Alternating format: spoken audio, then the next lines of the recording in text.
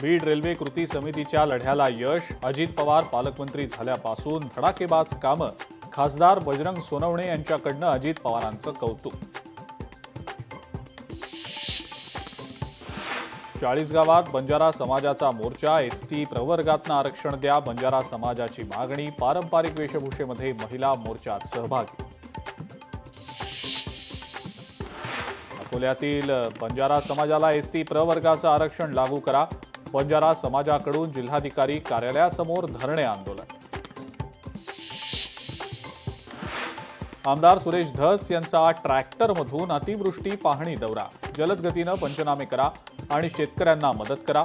सुरेश धस यांच्या कृषी अधिकाऱ्यांना सूचना.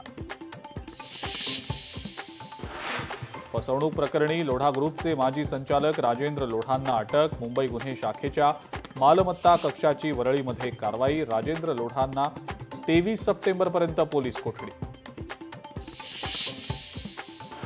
धाराशिवमध्ये कोळी समाजानं प्रताप सरनाईकांची गाडी अडवली. जात वैधता प्रमाणपत्र मिळावं यासाठी कोळी समाज आक्रमक.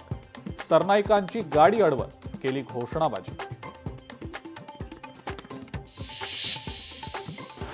परभणीमध्ये कुणबी प्रमाणपत्रांचं वाटप. कुणबी प्रमाणपत्र मिळाल्याचं सर्व श्रेय जरांगेंना. प्रमाणपत्र मिळालेल्या लाभार्थ्यांची प्रतिक्रिया.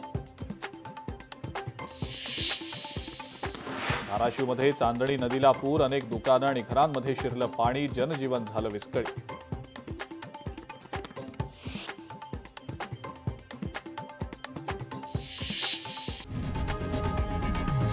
लोकशाही मराठी ऐका, पहा, जागरूक रहा.